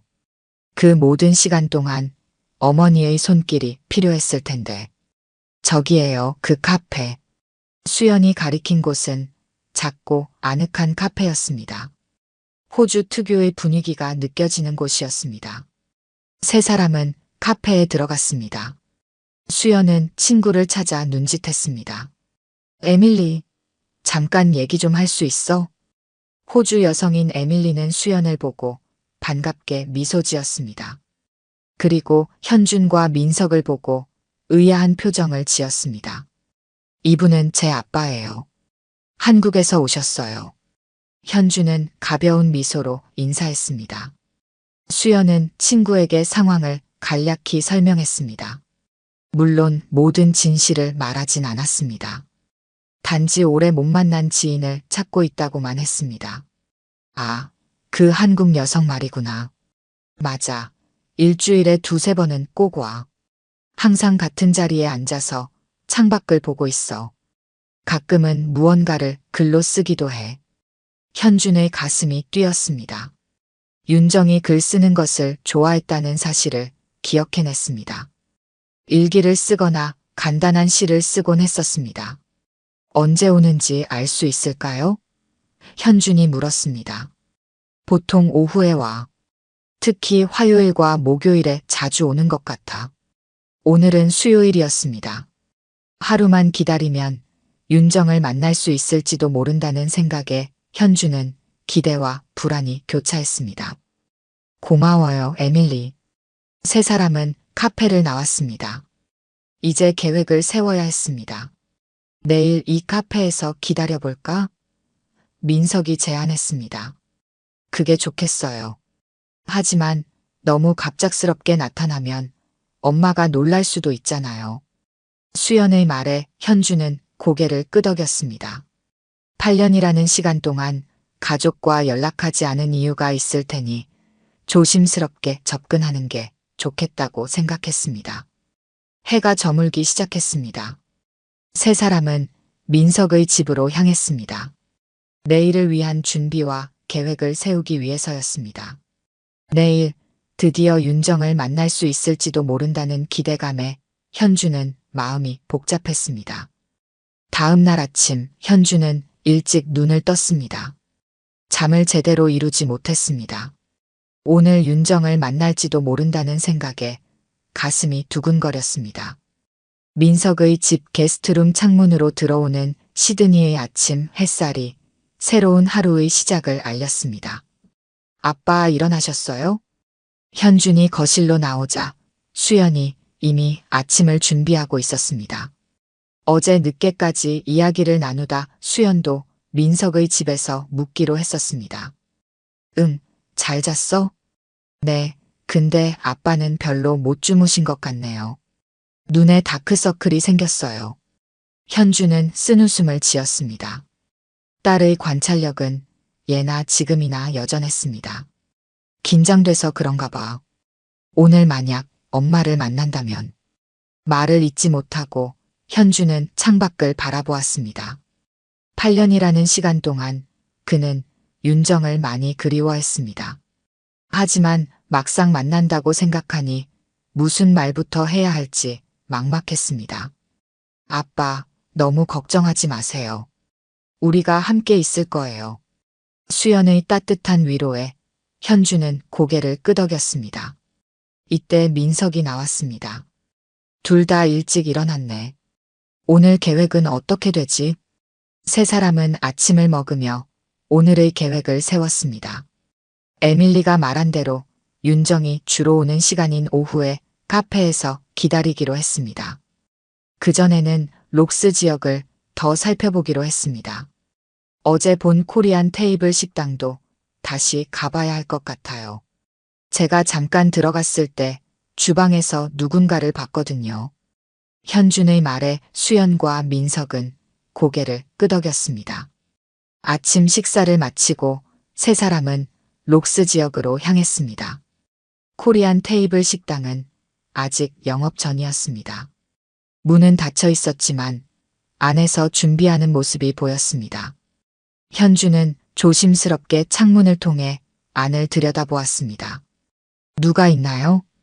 사람은 보이는데 어제 본 그 사람은 아닌 것 같아. 실망한 세 사람은 주변을 더 살펴보기로 했습니다. 한 블록을 걷다가 민석이 갑자기 멈춰 섰습니다. 저기 봐. 작은 아시안 마켓이야. 작은 식료품점이 보였습니다. 한국 식품을 비롯한 아시안 식재료를 파는 곳이었습니다. 세 사람은 가게 안으로 들어갔습니다.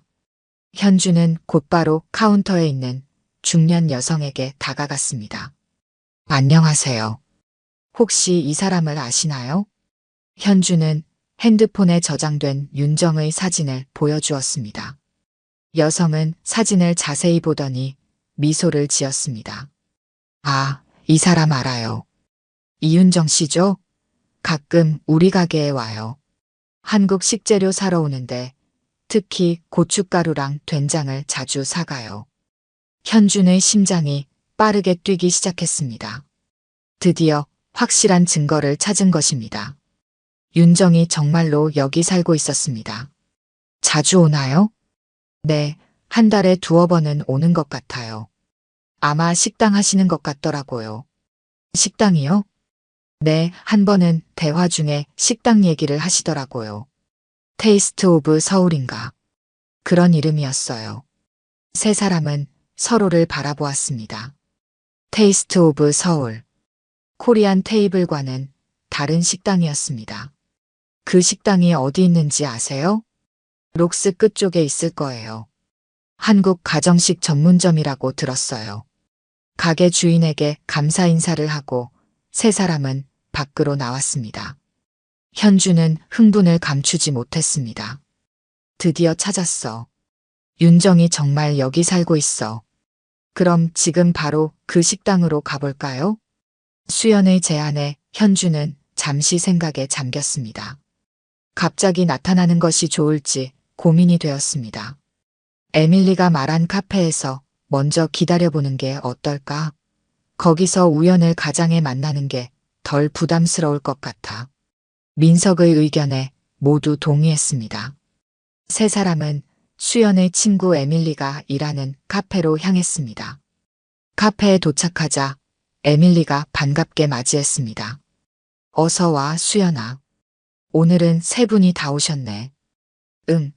혹시 그 한국 여성 오늘도 왔었어? 아직은 안 왔어. 보통 이 시 이후에 오거든. 시계를 확인하니 아직 11시였습니다. 세 사람은 카페 구석자리에 앉아 기다리기로 했습니다. 창가에 앉아 밖을 내다보며 시간을 보냈습니다. 윤정이 이곳에서 뭘 하고 살았을까? 현주는 생각에 잠겼습니다. 8년이라는 시간 동안 윤정은 어떤 삶을 살았을까? 왜 가족에게 연락하지 않았을까? 의문이 꼬리에 꼬리를 물었습니다.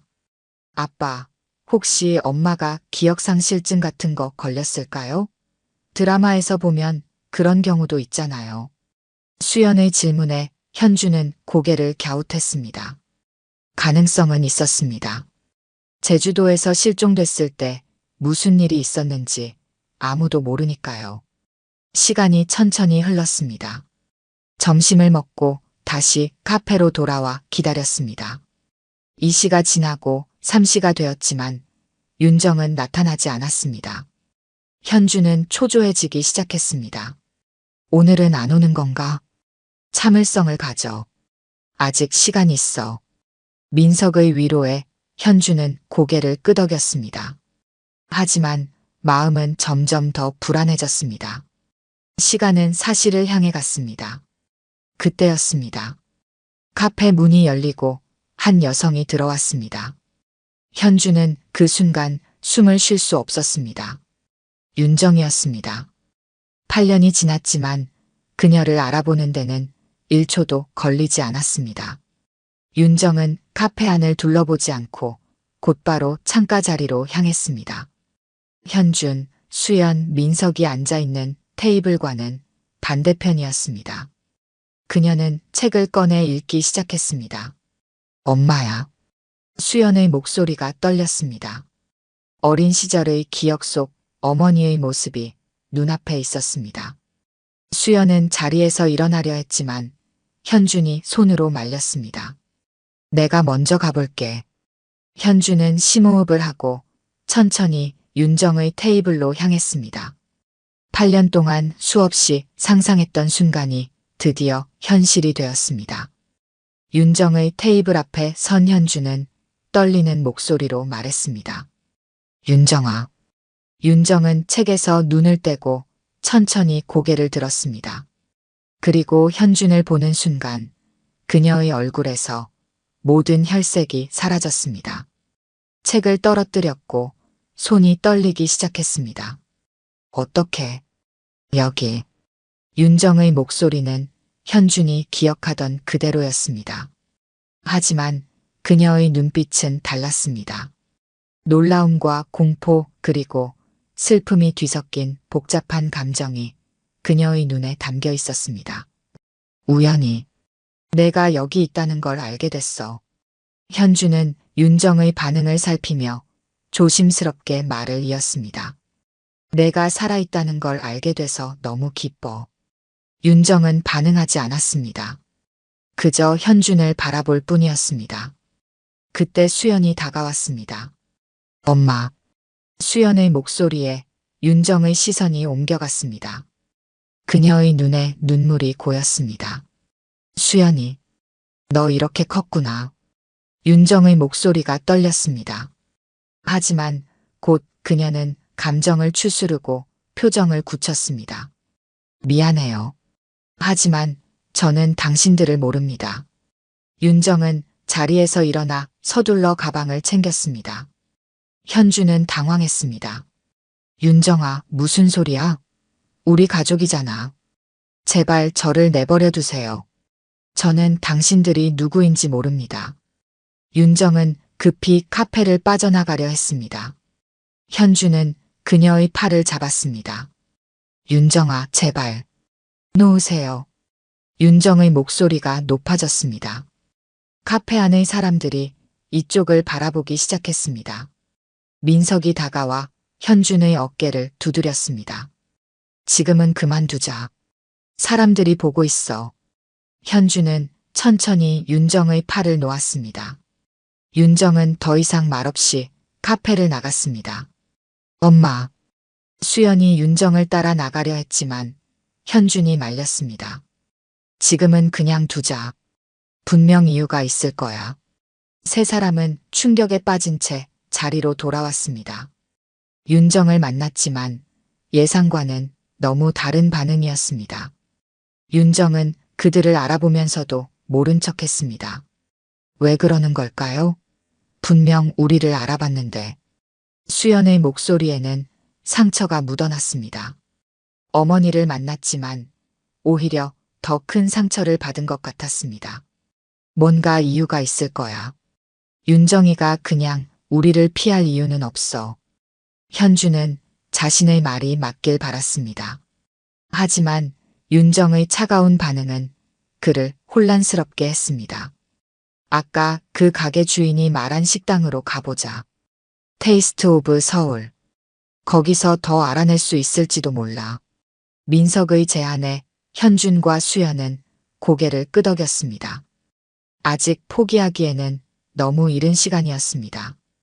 윤정을 찾았으니 이제 그녀가 8년 동안 무슨 일이 있었는지 알아내야 했습니다. 세 사람은 카페를 나와 테이스트 오브 서울을 찾아 나섰습니다.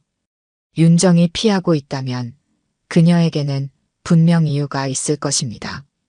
그리고 그 이유를 찾는 것이 현준의 새로운 목표가 되었습니다. 테이스트 오브 서울 식당은 록스 지역 끝자락에 위치해 있었습니다. 작지만 아담한 한 식당이었고 문 앞에는 한글과 영어로 메뉴가 적혀 있었습니다. 세 사람은 잠시 망설이다 안으로 들어갔습니다. 식당 안은 한국적인 분위기로 꾸며져 있었습니다.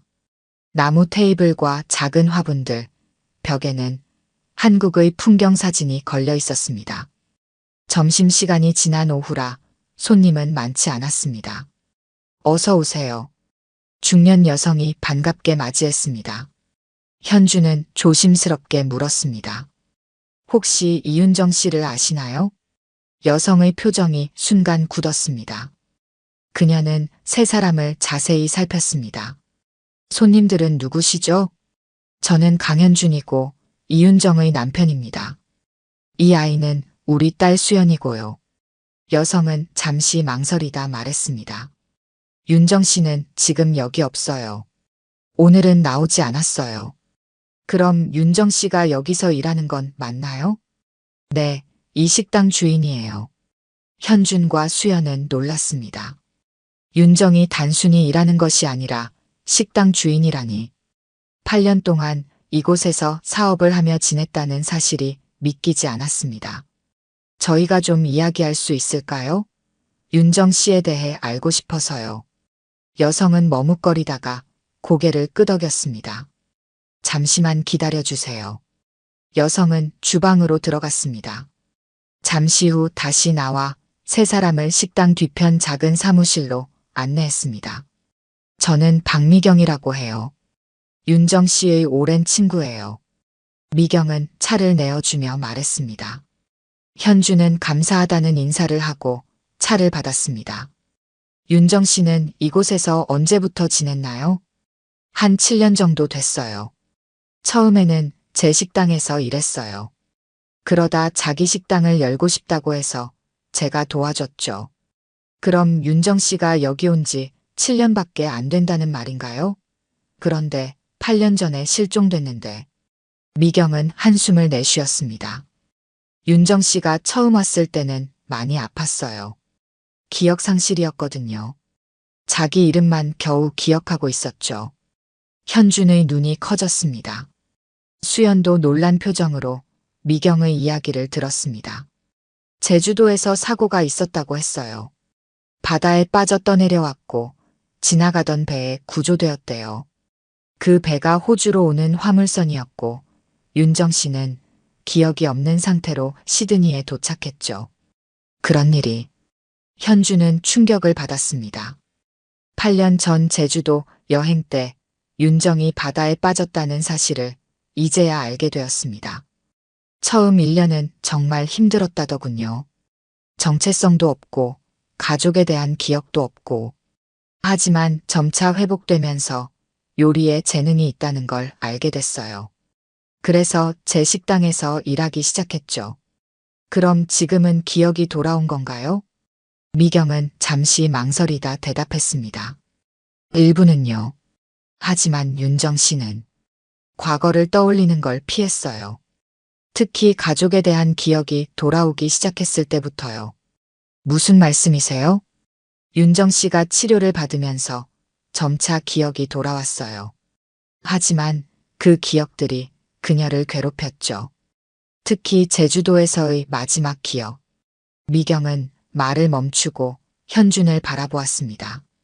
윤정 씨는 제주도에서 큰 다툼이 있었다고 했어요. 남편과. 현준은 얼굴이 창백해졌습니다. 제주도에서의 마지막 날, 그들은 정말 심하게 다투었습니다.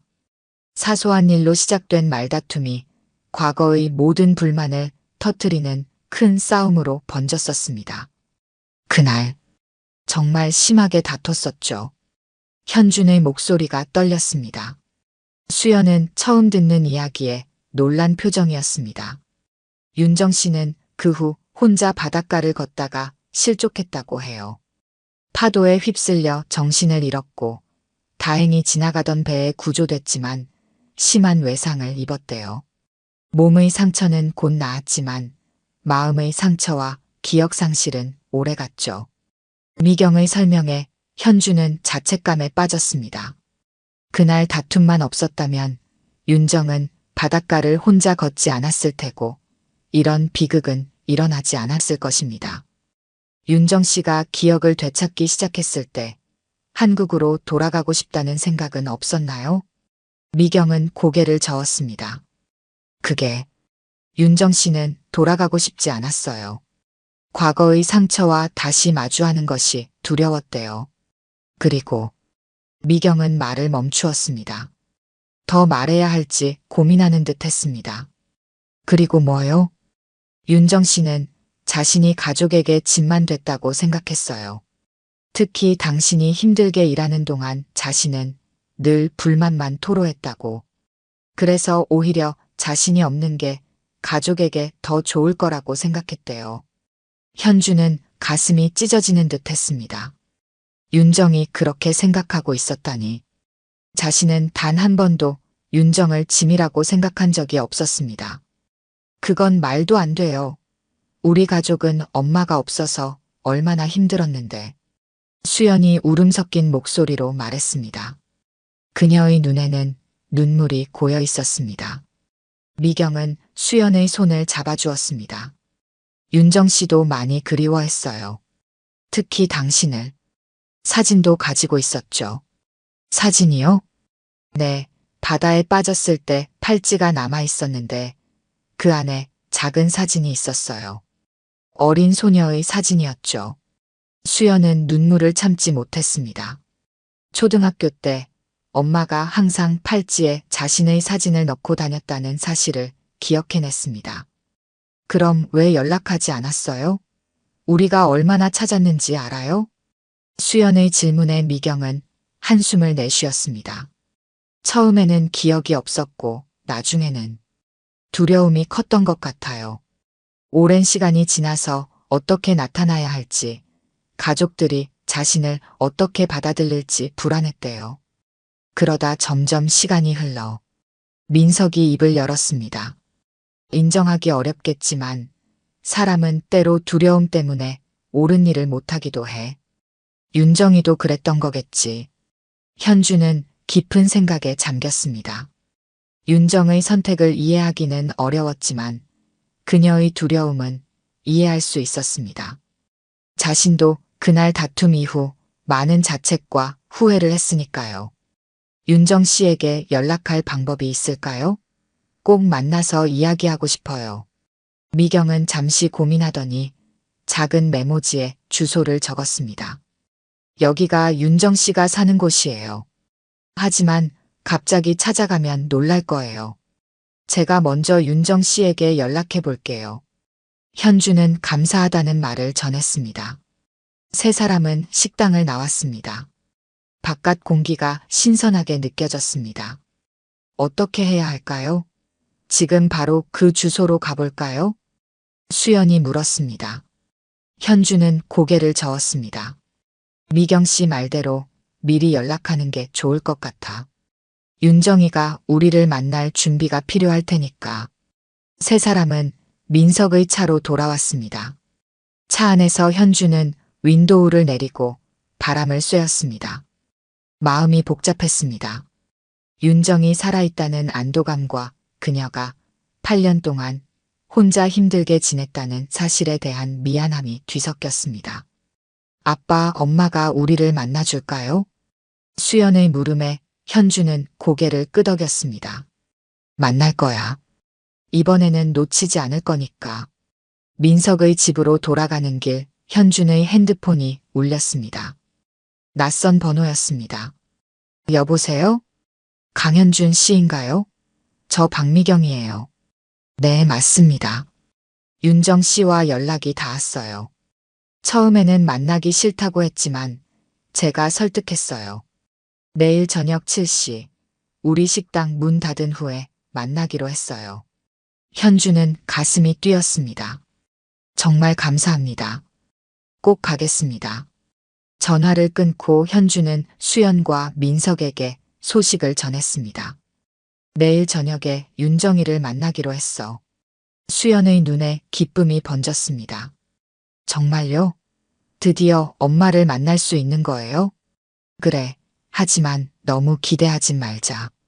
윤정이가 어떤 마음일지 우리는 모르니까. 민석의 집에 도착했을 때는 이미 저녁이 되어 있었습니다. 세 사람은 함께 저녁을 준비하며 내일의 만남에 대해 이야기했습니다. 아빠, 저는 엄마에게 뭐라고 해야 할까요? 8년이 지났는데. 그냥 내 마음을 이야기하면 돼. 억지로 꾸미지 말고. 수연은 고개를 끄덕였습니다. 오랫동안 그리워했던 어머니를 만날 생각에 설레면서도 긴장됐습니다. 밤이 깊어갔습니다. 현주는 침대에 누워 천장을 바라보았습니다. 내일이면 윤정을 만나게 됩니다. 8년이라는 긴 시간 동안 그는 윤정 없이 살아왔습니다. 이제 그녀가 돌아올 수 있을까요? 아니면 다시 이별을 해야 할까요? 현주는 오랜만에 윤정과의 추억을 떠올렸습니다. 처음 만났던 대학 동아리, 설레던 첫 데이트, 결혼식 날의 행복한 미소, 수연이 태어났을 때의 기쁨, 그리고 마지막으로 다퉜던 그날. 미안해, 윤정아. 내가 더 이해해줬어야 했는데. 현주는 속삭였습니다. 내일은 새로운 시작이 될지도 모릅니다. 아니면 진짜 이별의 시간이 될지도 모릅니다. 어떤 결과가 되든 현주는 윤정에게 진심을 전하기로 마음먹었습니다. 창밖으로 시드니의 밤하늘이 반짝였습니다. 낯선 도시에서 우연히 찾게 된 오래된 인연.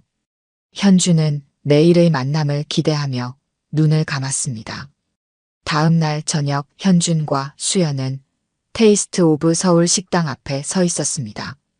민석은 둘에게 시간을 주기 위해 함께 오지 않았습니다. 식당 문에는 휴업이라는 팻말이 걸려 있었습니다. 긴장되네요. 수연이 현준의 팔을 잡았습니다. 현준도 마음이 복잡했습니다. 시계는 저녁 7시를 가리키고 있었습니다. 들어가 볼까? 현준이 조심스럽게 문을 두드리자 박미경이 문을 열었습니다. 오셨군요. 들어오세요. 식당 안은 조용했습니다. 테이블 하나에 윤정이 앉아 있었습니다. 그녀는 긴장한 표정으로 손가락을 꼼지락거리고 있었습니다. 현준과 수연이 다가가자 윤정은 천천히 고개를 들었습니다. 오랜만이네요. 윤정의 목소리는 작았지만 단호했습니다. 현준과 수연은 윤정 맞은편에 앉았습니다. 미경은 차를 내어주고 주방으로 들어갔습니다. 윤정아. 현준은 무슨 말을 해야 할지 몰랐습니다. 준비해온 말들이 머릿속에서 사라졌습니다. 살아있어서 다행이에요. 간단한 말이었지만 현준의 진심이 담겨 있었습니다. 윤정은 잠시 눈을 감았다 떴습니다. 미경이 모든 걸 말해줬죠? 네, 제주도에서 있었던 일. 정말 미안해요. 윤정은 고개를 젓더니 천천히 말했습니다. 미안할 건 없어요. 그건 사고였으니까요. 하지만 제가 그렇게 심하게 다투지 않았다면 둘 다 잘못했어요. 그리고 저는 이제 그 일을 다시 떠올리고 싶지 않아요. 수연은 조용히 어머니를 지켜보았습니다. 어린 시절 기억 속의 엄마와는 달랐지만 분명 같은 사람이었습니다. 엄마. 수연의 목소리에 윤정의 눈에 눈물이 고였습니다. 많이 컸구나. 예쁘게 잘 자랐네. 윤정은 수연의 손을 잡으려다 멈췄습니다. 아직은 조심스러웠습니다. 하지만 수연이 먼저 다가가 어머니의 손을 잡았습니다. 엄마가 보고 싶었어요. 정말 많이. 윤정의 눈에서 눈물이 흘렀습니다. 8년간 눌러왔던 감정이 터져나왔습니다. 미안해, 수연아. 엄마가 내 곁에 있어주지 못해서. 현주는 두 사람을 지켜보며 눈물을 참았습니다. 오랜 시간이 지났지만 모녀의 정은 그대로였습니다. 왜 연락하지 않았어요? 우리가 얼마나 찾았는지. 수연의 물음에 윤정은 한숨을 내쉬었습니다. 처음에는 기억이 없었고 나중에는 두려웠어. 오랜 시간이 지난 후에 어떻게 나타나야 할지, 너희가 나를 어떻게 생각할지. 현준이 말했습니다. 우리는 계속 기다렸어요. 당신이 살아있다는 희망만으로도. 윤정은 눈물을 닦았습니다. 그리고 가방에서 작은 상자를 꺼냈습니다. 이건 내가 8년 동안 모은 것들이에요. 상자 안에는 작은 메모와 신문 스크랩, 그리고 사진들이 있었습니다. 한국 신문에 실린 수연의 대학 입학 소식, 인터넷으로 찾아본 현준의 회사 소식 등이 있었습니다. 당신들을 잊은 적은 없어요. 현준과 수연은 윤정이 그들을 멀리서나마 지켜보고 있었다는 사실에 놀랐습니다. 윤정은 수연에게 물었습니다. 호주 생활은 어때? 재미있어요. 영어도 늘고 새로운 친구들도 사귀었어요. 두 사람은 이야기를 나누기 시작했습니다. 어색함은 조금씩 사라졌고 모녀 사이의 대화는 자연스러워졌습니다. 현주는 윤정에게 물었습니다. 이제 어떻게 할 생각이에요? 윤정은 잠시 생각에 잠겼습니다. 아직은 잘 모르겠어요. 갑자기 모든 게 바뀌어서 서두를 필요 없어요. 천천히 생각해도 돼요. 일주일이 지났습니다. 현주는 회사에 장기 휴가를 신청했고 시드니에 머물며 윤정, 수연과 시간을 보내고 있었습니다. 민석의 집에서 지내며 매일 윤정의 식당에 들러 함께 시간을 보냈습니다. 오늘은 본다이 비치에 함께 나왔습니다. 푸른 바다를 배경으로 세 사람은 천천히 해변을 걸었습니다. 수연은 앞서 걸으며 조개 껍데기를 줍고 있었습니다. 시드니 생활이 행복했나요? 현준이 윤정에게 물었습니다. 처음엔 힘들었지만 나중엔 나름대로 안정을 찾았어요. 하지만 항상 무언가 빠진 느낌이었죠. 윤정은 수연을 바라보며 미소 지었습니다. 수연이가 정말 잘 자랐네요. 당신이 고생 많았겠어요. 우리 딸은 원래 씩씩해요. 제가 든든한 버팀목이 되려 했지만 오히려 수연이가 저를 지탱해 준 것 같아요. 두 사람은 잠시 침묵 속에 걸었습니다. 지난 8년의 공백을 단 며칠 만에 메울 수는 없었지만 함께하는 시간이 소중했습니다. 한국으로 돌아갈 생각은 없나요? 윤정은 바다를 바라보며 대답했습니다. 아직은 자신이 없어요. 여기서의 삶도 있고 서두르지 않아도 돼요. 우리가 기다릴 수 있으니까요. 수연이 달려왔습니다. 엄마, 아빠, 저기 카페 가볼까요? 바다 보이는 자리가 예쁜 것 같아요. 세 사람은 해변가 카페로 향했습니다. 테라스 자리에 앉아 바다를 바라보며 커피를 마셨습니다. 가족이 함께하는 평화로운 시간이었습니다. 저는 시드니에서 대학원 진학도 생각하고 있어요. 국제관계학을 더 공부하고 싶어서요. 수연의 말에 윤정과 현주는 놀랐습니다. 정말? 그럼 여기서 더 지낼 생각인 거야? 네, 이왕 온 거 좀 더 경험해보고 싶어요. 윤정의 눈에 희망이 보였습니다. 딸이 시드니에 더 머문다면 그녀도 딸과 함께할 시간이 생기는 것이니까요. 그건 좋은 생각이네. 아빠도 응원할게. 현주는 수연의 결정을 지지했습니다. 그리고 윤정에게 말했습니다. 윤정아, 우리가 다시 처음부터 시작하는 건 어떨까요? 윤정은 놀란 표정을 지었습니다. 처음부터요? 네, 과거의 아픔은 잊고 새롭게요. 제가 당신을 이해하지 못했던 부분들, 이제는 달라질 수 있어요. 윤정의 눈에 눈물이 고였습니다. 그녀는 천천히 고개를 끄덕였습니다. 시간이 필요해요. 하지만 시작해보고 싶어요. 수연은 부모의 대화를 듣고 기쁜 표정을 지었습니다. 그녀에게 이것은 꿈만 같은 일이었습니다. 이틀 후 윤정의 아파트에서 세 사람은 모여 앞으로의 계획을 이야기했습니다. 일단 수연이가 대학원 준비를 하는 동안 저는 여기 식당을 계속 운영할게요. 현준 씨는 한국으로 돌아가 일을 정리하고 그리고 다시 돌아올게요. 저도 여기서 무언가 시작할 수 있을 것 같아요. 정말요? 한국에서의 생활을 다 정리한다는 게. 윤정아, 우리가 8년을 떨어져 있었잖아요. 이제는 함께하고 싶어요. 윤정은 감격했습니다. 그녀는 현준의 손을 꼭 잡았습니다. 이제 다시는 헤어지지 말아요. 수연은 부모의 모습을 보며 미소 지었습니다. 오랜 시간이 지났지만 그들의 사랑은 여전했습니다. 한 달 후 본다이 비치에서 세 사람은 다시 함께 걷고 있었습니다. 현주는 한국에서의 일을 정리하고 돌아왔고 시드니에서 새로운 삶을 시작하기로 했습니다. 아빠, 정말 여기서 살 거예요? 그래, 너와 엄마가 있는 곳이 내 집이니까. 윤정은 현준의 손을 잡았습니다. 그녀의 얼굴에는 평화로운 미소가 번졌습니다. 바다를 바라보며 윤정은 말했습니다. 우리 다시 가족 사진 찍을까요? 세 사람은 바다를 배경으로 함께 셀카를 찍었습니다.